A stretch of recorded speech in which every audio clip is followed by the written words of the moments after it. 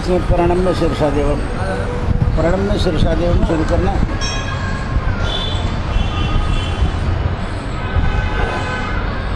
प्रणम्य शीर्षादेवम गौरी पुत्रं विनायकं भक्तावासं स्मरे नित्यं आयुकामार्थसिद्धये प्रथमं वक्रतुण्डं च एकदन्तं द्वितीयं कृष्णपिङ्गाक्षं गजवक्त्रं चतुर्थं लम्बोदरं पञ्चमं च षष्ठं पदमेव च सप्तमं विघ्नराजेन्द्रं दूरवरदं नवमं बालचन्द्रं च दशमं तु विनायकम् एकादशं गणपतिं द्वादशे तु गजाननं द्वादशैतानि नामानि विसञ्चय्य पठेतरा न च विघ्नभयं तस्य विद्यार्थी लभते विद्यां धनार्थी लभते धनं पुत्रार्थे लभते पुत्रं विद्यार्थी लभते गतिं जपेत् गणपति स्तोत्रं चान्निर्मासे फलं लभेत् संवत्सरेण च सिद्धिं च लभते नात्र संशयः। अष्टभ्यो ब्राह्मणेभ्य च लिखित्वा समग्रे तस्य विद्या भवेत् सर्वगणेशस्य प्रसादता इति श्रीनारदपुराणे संकटनाशनं सीतारामचन्द्रार्पणमस्तु। नमस्ते महामाये श्रीपीठे सूरपूजिते शङ्खचक्रगदाहस्ते महालक्ष्मी नमस्ते नमस्ते कमलादुर्गे पूर्वाद्भुतवाहिनी सर्वपापहरे देवी महालक्ष्मी नमस्ते सर्वज्ञे सर्ववर्गे सर्वभयङ्करी सर्वदुःखहरे देवी महालक्ष्मी नमस्ते सिद्धिबुद्धिपदे देवी बुद्धिप्रदायिनी मंत्रमूर्ते महादेवी महालक्ष्मी नमस्ते आदिरान्तरहिते देवी आदिलक्ष्मी योगजे योग संभूते महालक्ष्मीर्नमोस्तुते। सूक्ष्म महारौद्रे महाशक्ति महोदरे महापाप हरे देवी महालक्ष्मी नमस्ते पद्मासनस्ते देवी सरस्वती परमेश्वरी जगन्माता महालक्ष्मीर्नमोस्तुते। श्वेतांबरधरे देवी नानालंकारभूषिते जगत्स्थिते जगन्माता महालक्ष्मी नमस्ते महालक्ष्मस्तकं पूर्णं यः पठेत् भक्तिमान् नरः सर्वसिद्धिं प्राप्नोति राज्यं प्राप्नोति सर्वदा। एककाले पठेन् नित्यं महाभावो विनाशनं पेटीवर ठेवून द्या।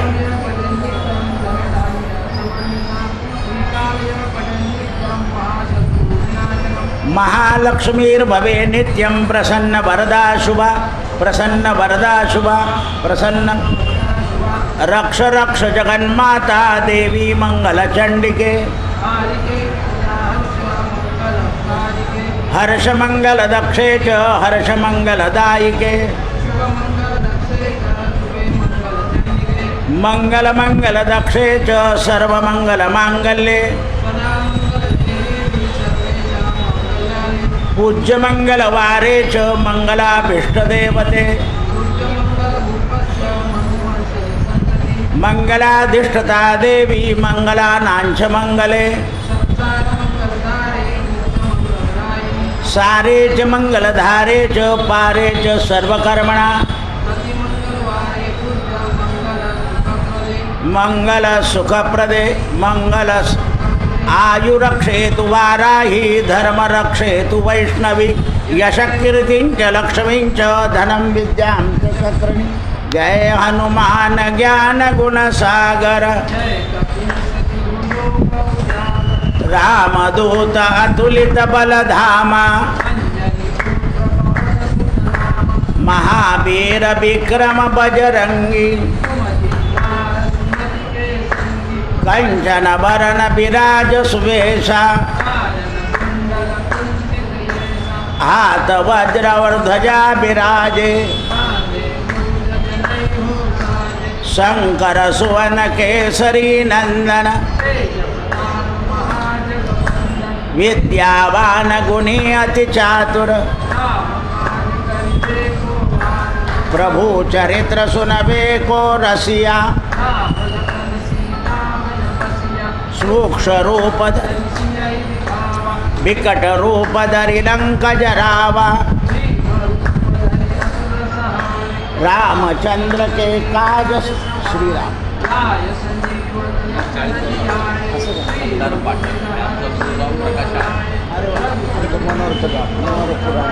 तो बरेच दिवस मागच्या होता नाशिक मी वैभवचा महाराज वैभव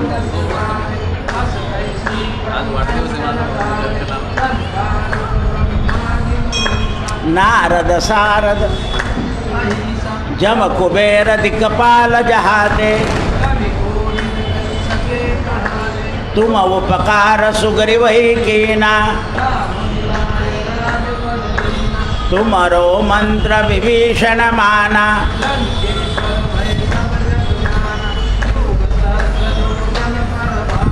लिल्लोताई मधुर फल जाम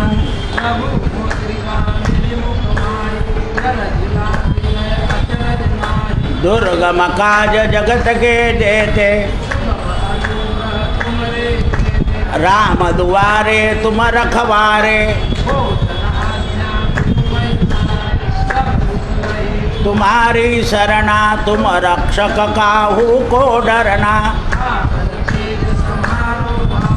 तीनों लोक हाकत ही कापे भूत पिशाच निकट नहीं आवे नासे रोग हरे सब पीरा संकट ते हनुमान छुड़ावे सब पर राम तपस्वी राजा और मनोरथ जो कोई लावे चारों जुग प्रताप तुम्हारा साधु संत के तुम रखवारे अष्ट सिद्धि नव विधि के दाता राम रसायन तुम्हारे पासा तुम्हारे भजन राम को पावे अंत काल रघुवरपुर जाई चित्तन धरई संकट कटे मिटे सब पीरा ती आजी राहिली बघ ती आजी कृपा करो गुरुदेव की नाई छूट ही बंदी महासुख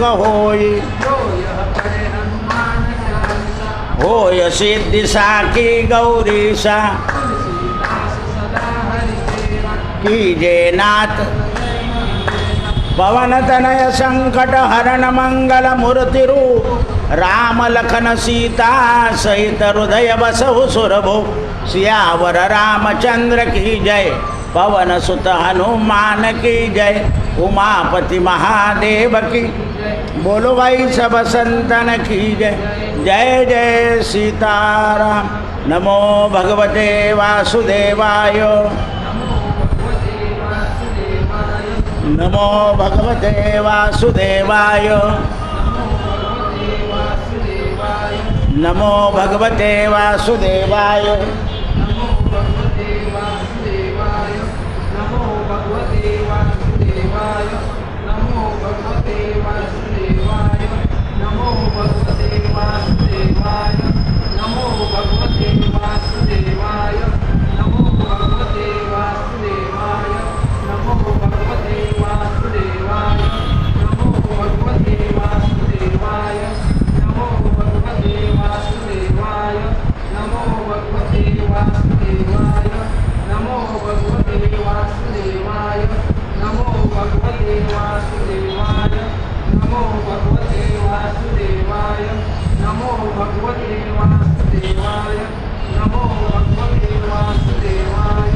नमो भगवते वासुदेवाय